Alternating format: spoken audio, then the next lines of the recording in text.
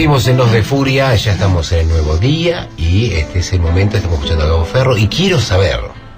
Bueno, le estaba contando entonces, en relación con uno de los temas musicales que escuchábamos hace un rato, y yo le decía que muchos de los poemas de estos escritores que pertenecieron a la generación decapitada en el marco del modernismo fueron musicalizados y fueron inmortalizados a través de la música. Exactamente, en pasillos tradicionales dentro de la música ecuatoriana. Pasillo. Estoy hablando, cuando hablamos de la generación decapitada, fundamentalmente de 4 autores, de 4 escritores, que son Ernesto Noboa y Camaño, Arturo Borja, Humberto Fierro y Medardo Ángel Silva. Medardo. Exactamente. El nombre, la denominación de generación decapitada, en realidad se la atribuye un ensayista y periodista llamado Raúl Andrade en un libro titulado El perfil de la quimera. ¿Por qué la denominación? ¿Por qué? Porque estos escritores, además de tener en común un ideal estético, ya que todos, como le contaba hace un rato, escribieron dentro del marco de la estética modernista, murieron trágicamente y muy jóvenes. Los 4 se suicidaron. Ah, la miércoles. A edad muy temprana, 20, 21 años, o sea, entre los 20 y antes de cumplir 40 años. Eran escritores que, bueno, como decíamos, tuvieron una marcada influencia de la literatura francesa, en la francofilia, digamos, que es una característica propia del modernismo. Todos ellos entregados a la vida bohemia, muchos de ellos morfinómanos, y con esta marca tan propia, digamos, lo que hablábamos antes, este hastío finisecular, el tedio, el aburrimiento, de alguna forma, signó la vida de estos jóvenes escritores. O sea, el desprecio total por la vida burguesa. Exactamente, y el deseo y la necesidad de evasión. Entonces, bueno, esto es lo que... Y yo sé, si quieres se lo puedo ejemplificar con algunos versos. A ver, por ejemplo, le voy a leer un poema de Ernesto Noboa Camaño, llamado Emoción Vesperal. Hay tardes en las que uno desearía embarcarse y partir sin rumbo cierto, y silenciosamente de algún puerto irse alejando mientras muere el día. Emprender una larga travesía y perderse después en un desierto y misterioso mar no descubierto por ningún navegante todavía. Aunque uno sepa que hasta los remotos confines de los piélagos ignotos lo seguirá el cortejo de sus penas, y que al desvanecerse el espejismo desde las glaucas ondas del abismo le tentarán las últimas sirenas. Ah, la mierda. Claramente, lo que estábamos diciendo recién, esta necesidad de irse, la cuestión de la evasión, del tiempo y en el espacio. Y luego hay otros versos que también son muy significativos en este sentido, que dicen así: la pena, la melancolía, la tarde siniestra y sombría, la lluvia implacable y sin fin, la pena, la melancolía, la vida tan gris y tan ruin. ¿Por qué tengo, Señor, esta pena, siendo tan joven como soy? Yo cumplí lo que tu ley ordena, hasta lo que no tengo, lo doy. Ah, la miércoles. Bueno, esto es un poco lo que ha marcado a esta generación de jóvenes escritores. Muchos de ellos, como decíamos, la influencia de los poetas franceses. Algunos han estado en París y ahí han tomado contacto, no solamente con la estética, sino estamos hablando de los llamados poetas malditos franceses. O sea, ese malditismo que también, que no solo tiene que ver con una estética, sino que tiene que ver con un modo de vida. Sí. Y bueno, esto es lo que, sin lugar a dudas, le ha dado la marca característica a los estos son los que sería este periodo. El intersticio del sistema, son los que empiezan a poner...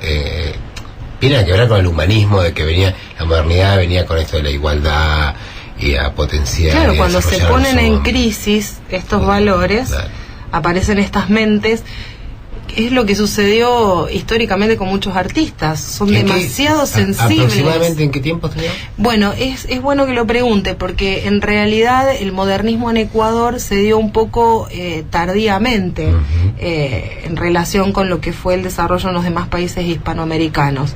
Estamos hablando de que estos autores produjeron a partir de, 1910, 1915 y no más allá de la década del 20.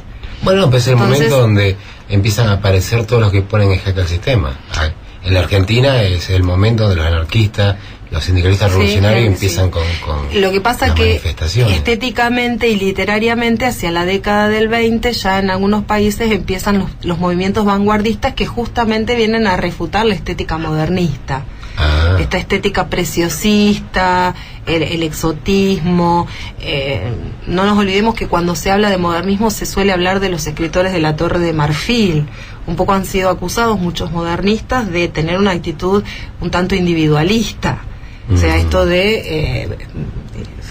no es una poesía volcada a la cuestión social. Obviamente se estaban dando a nivel... A mí me duele el mundo, sería. Exactamente, y tiene que ver con esto. Por eso decíamos, esta sensibilidad exacerbada y esta imposibilidad de adaptarse o de adecuarse a estas reglas que ellos ven claramente como marcada por la vulgaridad de una clase que está en desarrollo, como la burguesía. Mire usted, qué interesante. Entonces, ¿cómo es que se llama? Hablamos acerca de la generación decapitada y de estos 4 escritores que han sido los máximos exponentes del modernismo en el Ecuador. Ha pasado Marcela Rodríguez Zampa, como siempre, brillante. Vamos con un tema, Horacio. Quiero que a mí me entierren como a mis antepasados. Yo quiero que a mí me entierren como a mis antepasados. Yo quiero que a mí me entierren como a mis antepasados. En el vientre oscuro y fresco de una vasija de barro. En el vientre oscuro y fresco de una vasija de barro.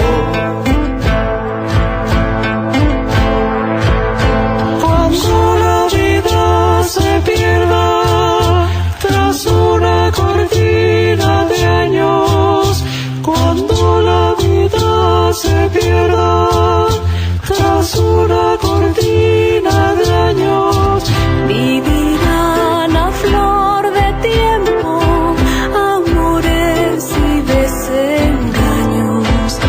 Vivirán a flor de tiempos amores y desengaños.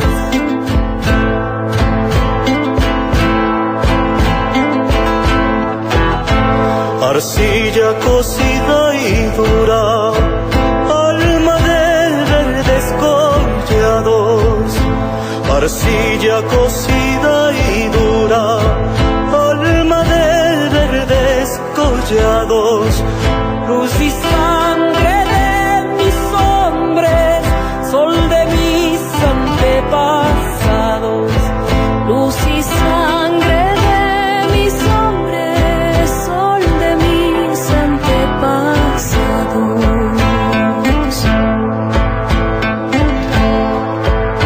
De pinas y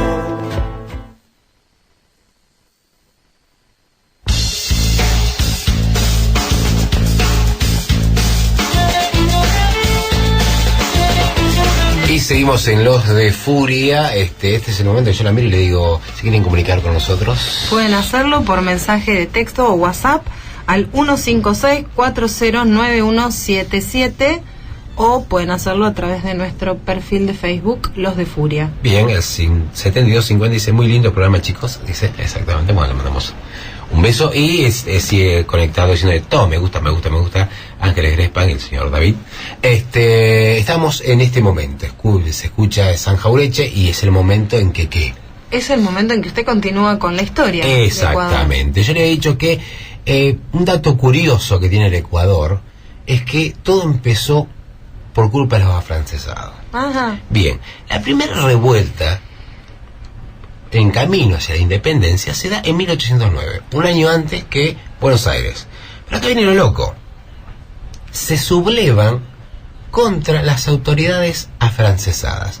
Decían que el virreinato de Nueva Granada estaba copado por afrancesados, que se lo pasó limpio. Eran liberales. O sea que la primera revuelta independentista fue monárquica, fue a favor del rey, porque ya estaban viendo que se le estaban corriendo al rey buscando una salida liberal como la de Cromwell en Inglaterra. Obviamente el virreinato de Nueva Granada, llamó el virreinato del Perú, los aplastaron, un baño de sangre terrible. Pero ¿qué pasa? Gente dura, la del Ecuador, así cabeza dura, y me gusta esta actitud. El 9 de octubre de 1811, entre el 9 de octubre y el 11, proclaman la segunda independencia. ¿Pero quién la va a hacer solamente? Quito. Esto de Quito se va a proclamar independiente, pero independiente. Ahí no, somos independientes y se sancionaron, así se dice, su propia constitución. Dijeron, sí, tenemos constitución y somos un estado independiente. Obviamente, ¿quién vino? El virreinato de Nueva Granada completo, con el del Perú, más sangre todavía. Pero gente con ahínco, siguieron en la suya y ya se dejaron, se ve que le dio un poquito de miedito, pero insistente. 8 años más tarde, el 9 de octubre de 1820, los criollos, ¿qué hacen? Imbuidos de unas ganas de ser independientes, ya no defender a nadie, sino vamos a ser independientes, vamos a armar un estado propio. ¡Pum! Revienta la revolución, así, ¡pum!, en Guayaquil. Y así se rebelaron y ¡pum!, expulsaron a todos los representantes del rey. ¿Qué pasa? ¿Qué hicieron esta vez? Se habían puesto bicho. Y dijeron, otra vez aplastaron. ¿A quién fueron a buscar? ¿A quién? Simón Bolívar. Simón Bolívar, obviamente, con la ayuda de quién? De sus llaneros, Sucre y Santa Cruz, atacan, empiezan a sitiar las tropas monárquicas y finalmente, el 24 de mayo de 1822, los ecuatorianos alcanzan la independencia del poder español. Pero no como estado independiente, porque pasan a ser parte de la Gran Colombia, que la dirigía Bolívar. ¿Y qué pasaba? Que era su sueño esto de hacer una gran patria, la patria grande, como también lo decía Artigas y lo decía San Martín. Obviamente que cuando este sueño de Bolívar se resquebraja, uno de sus hombres, Flores, uno de sus generales más famosos, ¿qué hace? Se corta, llama una constituyente y en 1830 se declaran completamente independientes de todo tipo de hegemonía y nace el Ecuador como república. Había dicho que era unitaria y con muy presidencialista. Bien, obviamente que Flores agarra de la constitución de Riobamba el poder y tuvo un problemita. Tuvo una actitud errada en lo económico y ¿qué pasa? La historia del Ecuador está muy signada por los militares. Entonces le empieza a dar mucha cabida a los militares. Eso no le gustó a la oligarquía. Está hablando de Ciudad de Quito, una ciudad con una oligarquía muy fuerte. ¡Pum! A la miércoles. Y le meten a un tipo, así para que lo joda. Dice un tal Vicente Rocafuerte. ¿Vicente Rocafuerte qué hizo? Pactó con Flores. Ganó las elecciones Vicente Rocafuerte. Hizo un desarrollo cultural interesante. Se le terminó el mandato y ¿qué hizo? ¿Cuál era el pacto? Flores volvía. Flores toma el poder y ¿qué termina pasando? Le va mal, lo destierran. Una revolución, pum, a la miércoles, Flores se fue al exilio. En 1860 aparece un nuevo general, fíjese que los militares tienen una presencia muy fuerte, que es José María Urbina, que es muy conocido en la historia de Ecuador porque liberó a los esclavos. Pero tenía un problemita, el ejército siguió tomando privilegios. La oligarquía se enojó, se tuvo que refugiar en el Perú. Bien, siguió, entonces toma el poder Gabriel García Moreno, que no es Charly García. Sobre bases católicas hizo un poder católico, cristiano, pero tuvo un problemita. Se dedicó a ejecutar a todos los adversarios. Y sí, tenía perfecto, ¿no? Bueno, García Moreno fue sucedido por Jerónimo Carrión y Javier Espinosa. Bueno, después volvió García Moreno, gobernó un par de veces y cuando iba por el tercer periodo, en el 1875, la oligarquía lo mandó a matar. Ahí está. ¿Quién tiene el poder? Y ahí, ¿quién tiene el poder? Entonces llegó Antonio Borrero, después el general Ignacio Ventimiglia, ¿vio? Pero fueron personajes muy personalistas. ¿Qué pasa? Esto generó... ¿Qué pasa? ¿Vio cuando los anti, se generan los anti? Y se hizo una bolsa de Gatonda, la alianza en su momento, bueno, la Granadina. Y armaron lo que se llamó la restauración progresista. Para algunos un conservadurismo light que cayó en escándalo. Porque se dio lo de la venta de la bandera. Es el hecho. El hecho, le digo, así con el dedo para arriba. Sí, bueno, después obviamente este conservadurismo light cayó y se acabó este progresismo falso para algunos. Y ahí llega el tiempo del liberalismo de Eloy Alfaro, personaje muy fuerte en la historia del Ecuador, el nacionalista personalista Velasco Ibarra y sistemáticamente dictaduras que dieron lugar al Ecuador moderno. Pero esto es otra historia. Usted se preguntará, ¿qué fue lo de la venta de la bandera? Sí, yo quiero saber, todos queremos saber. A tener que esperar. Nos quedamos. Pues yo soy de hacer desear, yo me pongo, me gusta que la gente... Su próximo bloque. Sí, me hago el histérico. Horacio, vamos a un tema.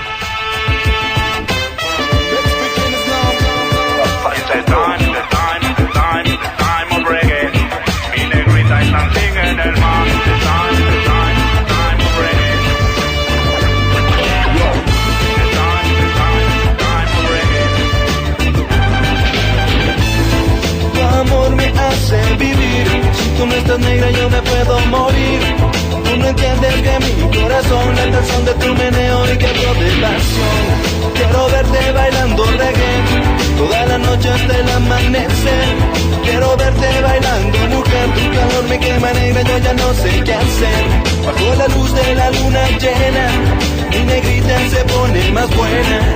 Este canto y mi canto es por ti, soy solo un loco muriéndose aquí. Mueve tu cintura al ritmo de mi baile. Mira mi negrita que se siente reggae en el aire. Quiero que lo sientas, quiero que te muevas. Quiero divertirme al compás de tus caderas. Time of reggae. Mi negrita es something en el mar.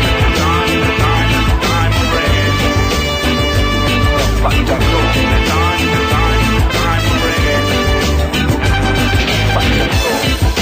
Cuerpo lleno de dan, tus caderas se mueven como las olas del mar.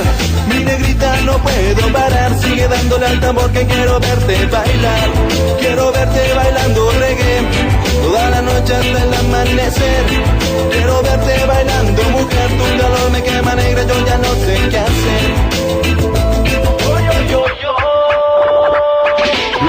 Tu cintura, al ritmo de mi baile. Mira mi negrita que se siente reggae en el aire. Quiero que lo sientas, quiero que te muevas. Quiero divertirme al compás de tus caderas.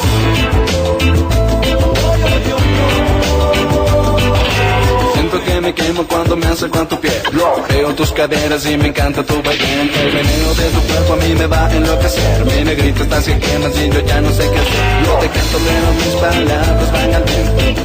Mi negrita, tú no sabes dónde siento. Yo no puedo estar sin ti, yo no me puedo alejar. Si algún día me dejas negra, mi música va a acabar.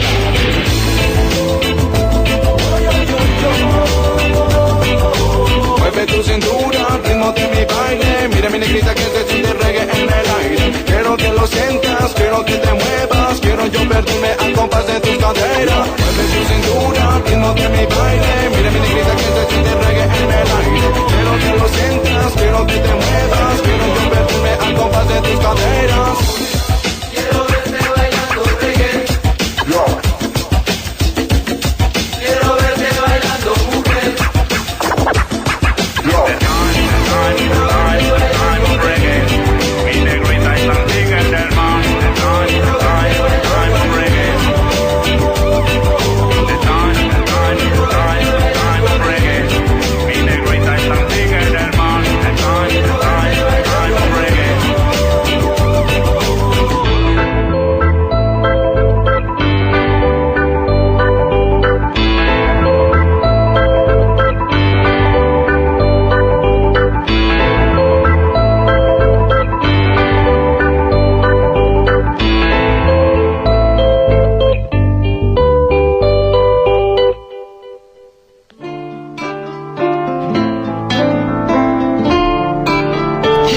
seguimos en Los de Furia. Estamos llegando a casi las 12:30. Estamos ahí y este es el momento donde yo la miro sí. Y le pregunto, ¿se quieren comunicar con nosotros? ¿Cómo hacen?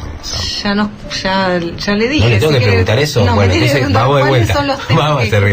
Vamos de vuelta. Este es el momento donde yo la miro y le digo, ¿qué escuchamos, Zampa? Ahí está. Estamos. Yo que soy tan sagaz para algunas cosas. Escuchamos recién Papá Chango haciendo Negrita. Sí, muy lindo eso, me gustó. Bien, y anteriormente... ¿Qué pasó? Un tema que es considerado como el segundo himno de Ecuador. ¡Apa! En la canción que escuchábamos era Vasija de Barro. Sí. Hay versiones de Vasija de Barro hechas por Atahualpa Yupanqui, Mercedes Sosa, digamos, es un tema clásico dentro de la música folclórica latinoamericana. Y se volvió algo. Y en Ecuador es considerado como el segundo himno. Como muy el hermoso. kilómetro 11 para los que les gusta el chamamé, algo así. Podríamos decir así, claro. Sí, bueno, yo soy docente y yo tengo que ejemplificar si no me muero. Exacto. Bueno, está bien. Entonces, si usted quiere... Sí, vamos a hacer de cuenta que es así. Pero bien. Es como, digamos, el tema representativo. Todos tenemos... ¿no? Gracias por contarme eso, no lo sabía. Bien, ¿qué tiene para mí entre manos? Bueno, le contaba, le decía al principio en mi primera entrada, que íbamos a estar hablando de dos momentos dentro de la historia de la literatura ecuatoriana. Ya pasamos por la etapa modernista y ahora vamos a introducirnos de alguna manera dentro de lo que es el indigenismo y cómo este movimiento se desarrolló en Ecuador, sobre todo a través de la obra de Jorge Icaza, más concretamente de su novela más importante, que fue Huasipungo, de 1934. Bien. Nosotros ya habíamos hablado de indigenismo. Me voy a cruzar de piernas. Bueno, muy bien. Dele. Yo no sé. Yo le doy. Porque vio que a las 1:30 siempre cortamos. Sí, pero bueno. Dele. Ya habíamos hablado de indigenismo cuando estuvimos en Perú. Sí. Obviamente, o sea, estamos hablando de países en los que la presencia de los pueblos originarios es muy fuerte, aún en la actualidad. Entonces, cuando nosotros estuvimos en Perú, estuvimos hablando de un escritor muy importante, muy representativo, como José María Arguedas. Es verdad. Cuando uno habla en realidad de literatura indigenista o de indigenismo, estamos hablando de una literatura que aborda, obviamente, como tema, justamente, los pueblos originarios. En este sentido, uno puede remontarse a Bartolomé de las Casas. Claro. Sin embargo, el término indigenismo se reserva para un momento particular del desarrollo de esta temática, que tiene que ver con la narrativa, fundamentalmente el cuento y la novela, en el siglo XX. Sí. Hay al desarrollo anterior, más precisamente al desarrollo de la literatura del siglo XIX, cuando se habla de este periodo se habla de indianismo. Ajá. Que es lo que muestra es una visión idealizada y más romántica del indio. Sí. O sea que el indigenismo en este sentido ahonda más en la problemática social. Claro. Como la poesía gauchesca, que tiene una mirada romántica del gaucho, que no es la vida del gaucho. Claro, sí, podríamos decir, la literatura gauchesca en realidad sí tiene como antecedente el romanticismo y avanza un poco más. Va un poco más allá. En el caso de indigenismo, tenemos que hablar de autores muy importantes, como por ejemplo en Bolivia Alcides Arguedas con Raza de Bronce, que de alguna manera es el primer escritor, podríamos considerarlo el primer escritor indigenista. Y como decíamos, en el caso de José María Arguedas, el peruano, ya estaríamos hablando del neoindigenismo.